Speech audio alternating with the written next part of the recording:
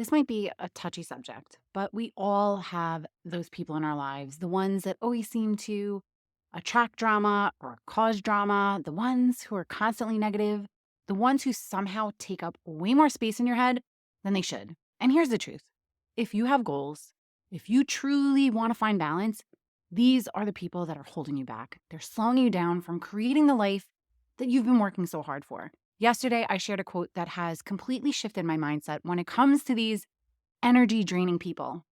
People come into our lives as a blessing or a lesson, and it's up to us to figure out which is which. And today, we're diving into how to identify those lessons and move on with a simple thank you, next mentality, because protecting your peace isn't selfish.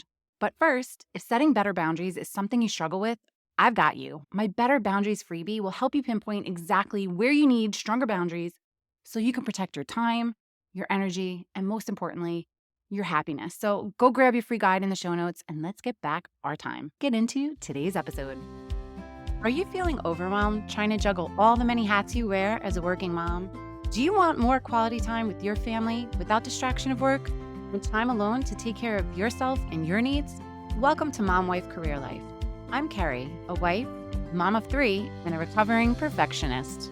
In this podcast, I will teach you how to create balance in your life by implementing healthy habits, organizing your home and your schedule, being intentional with your time and in your relationships, and most importantly, how to start putting your needs first because no one can pour from an empty cup.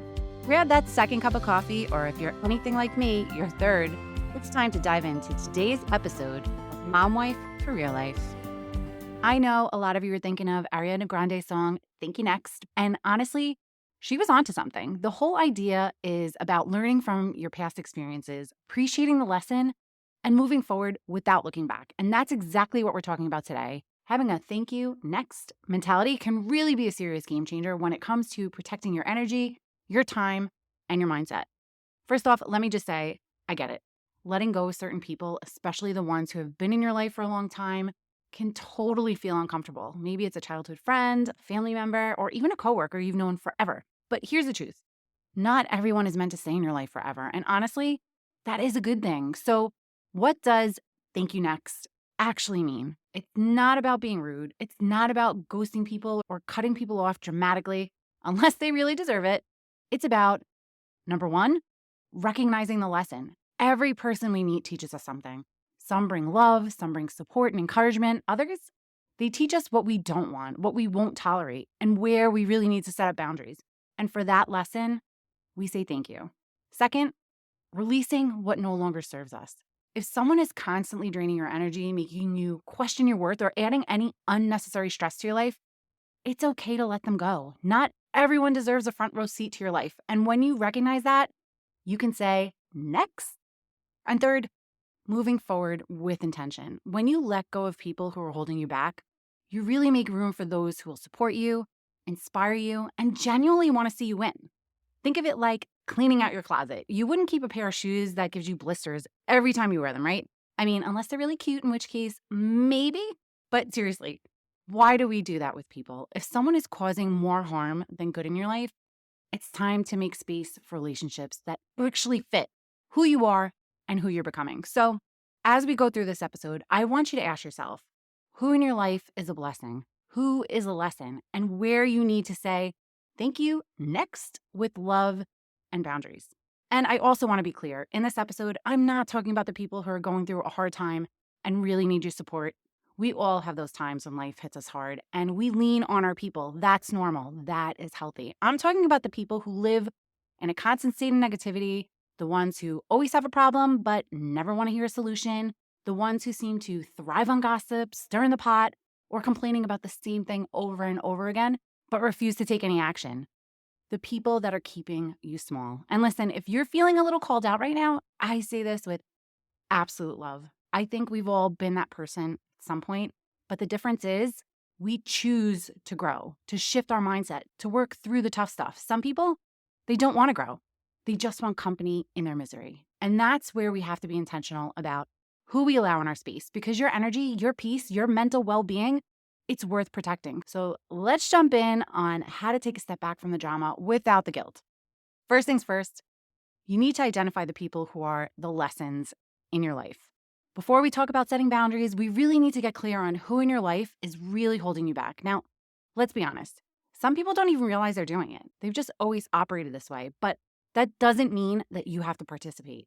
Here's what a lesson might look like: the Debbie Downer. If you watch Saturday Night Live, you know this person. Every conversation is about what's going wrong in their life, and when you try to offer a solution, they shoot you down every single time.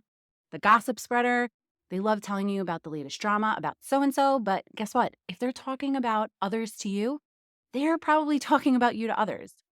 The energy drainer, after every interaction, you feel exhausted like you just ran an emotional marathon. The poor me person, that no matter what happens, they always feel like they are the victim. And no matter how much advice or perspective you offer, they just refuse to take responsibility for anything.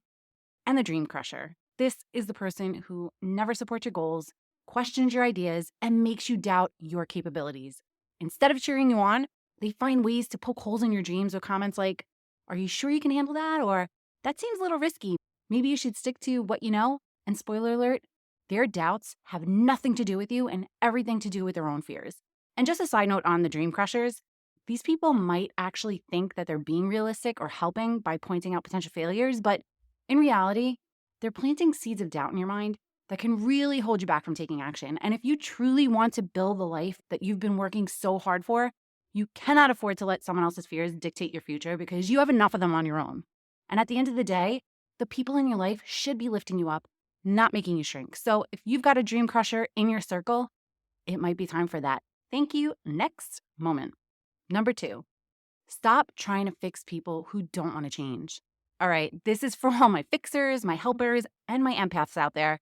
Raise your hand if you're with me because I'm totally guilty of this. But if you have someone in your life who constantly comes to you with their problems, you probably try to help. You offer advice, you try to get them to see another perspective, you give them tools, but somehow nothing ever changes. Because here's the hard truth that took me years to learn: some people don't want a solution, they just want a vent.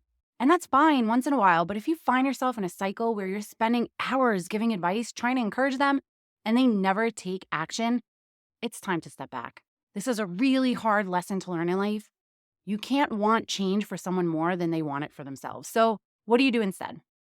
You set a mental limit on how much energy you're going to give them. Instead of diving into another, "let me fix this for you" conversation, try saying something like this: "I hear you and I know it's hard.